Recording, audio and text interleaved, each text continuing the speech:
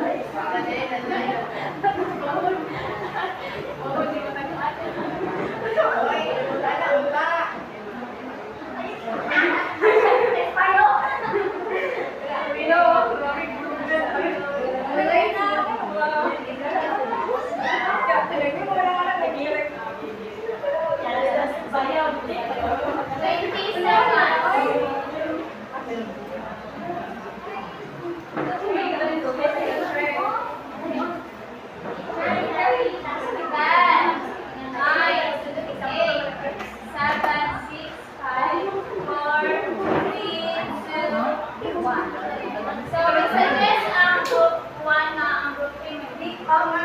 Okay.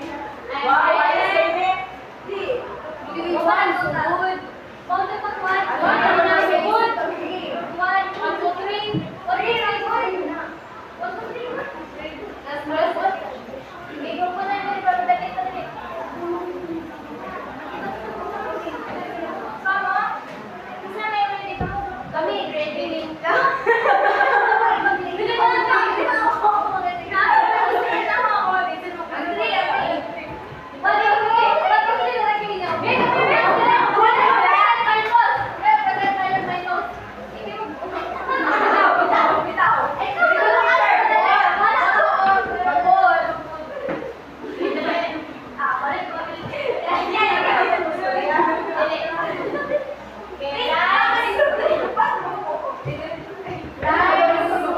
Camera action.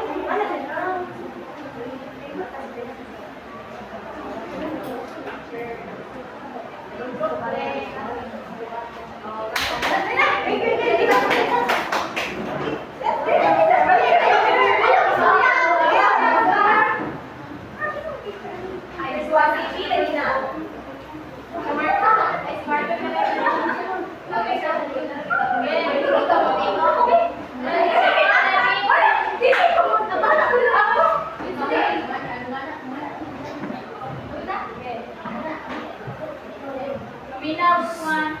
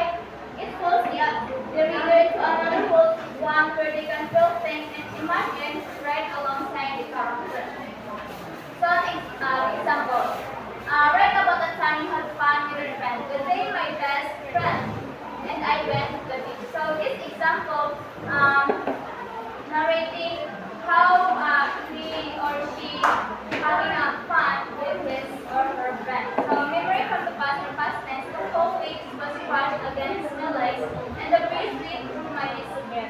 So this kind of this memory from the past is narrating her experience. So the purpose of this is to entertain, engage, and hold the reader's interest. Another example is the Harry Potter and the Sorcerer's Stone by J.K. Rowling. So this story the story follows Harry as he discovers his identity as a wizard and faces challenges at Hogwarts. So the novel includes elements such as writing action, climax, and resolution which keep the reader engaged. So the text allows readers to experience an adventure while also conveying things like friendship and courage and good versus evil. Next is expository text.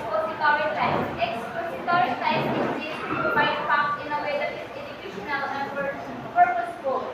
The text is fact-based with the purpose of exposing the truth through a reliable source, which is written from our brain. So the kinds of the expository text is opinions, thoughts, fact-based, and non-fiction. The example write about your favorite dish, which is the fish. So the fish is close where the water swimming, sand, building castles, exploring, finding sea and shells and sea creatures. And another example which is current opinions or present tense, the beach is a great place to explore and find interesting creatures such as shells and sand dollars. So the purpose of this expository is to explain, to inform, and to describe. Another example is the historical notes at the end of the Handmaid's Tale by Margaret Atwood. So the historical notes section at the end of the Handmaid's Tale is written in the form of an academic lecture, providing readers with background information about the Republic of Gilead. So it helps readers better understand the fictional world they presenting it as if it were a real historical event. Next is explanation text. An explanation is a non-fiction text used to describe how things work and why things happen. Provide all the details. The key features of explanation text include the title. They should tell you what the writing is about. It could be a question that the text is going to answer. And opening statement, this should be a general and briefly explain what the writing about. Paragraphs that I should be inside order things about the process and be broken into smaller paragraphs. Connected, they should have time, then, next, and reasons, because, so, and for. So, this kanang kita siya burger, ano yung makita ninyo ang katong galing ikaw, pictures. So the example of this is The Martian by Underwear. Andy Ware. So this in The Martian, and in this story, text focuses on describing how or why something happens, often using logical steps and cause and effect relationships. These sections are detailed and systematic, helping readers understand complex scientific ideas. The use of real scientific principles makes the explanation believable and educational, blending fiction with factual reasoning. Next is the recount text. This is a text which detail events in the past. It uses chronological conjunctions such as first, second, then, etc. Retell the story with chronological conjunctions. So this is the example. My weekend, the beginning, verse, then, and on. Next, another example is the Diary of a Young Girl by Anne Frank. So this story is a real-life account of Anne Frank's experiences while hiding during World War II. Written in diary form, it presents daily events, thoughts, and feelings in chronological order. The text is personal and reflective, allowing readers to see historical events through the eyes of a young girl. It emphasizes real experiences, making both informative and emotional account readers connect with the realities of history. Last, persuasive text is a fact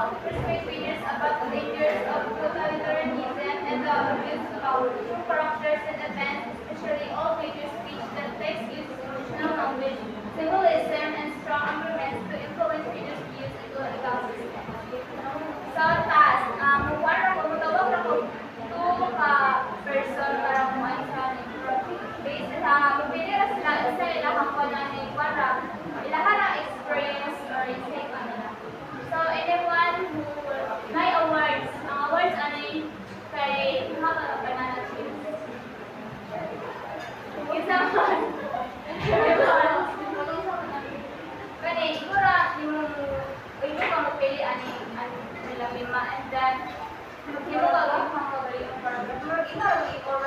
Orally based on experience or knowledge or ideas.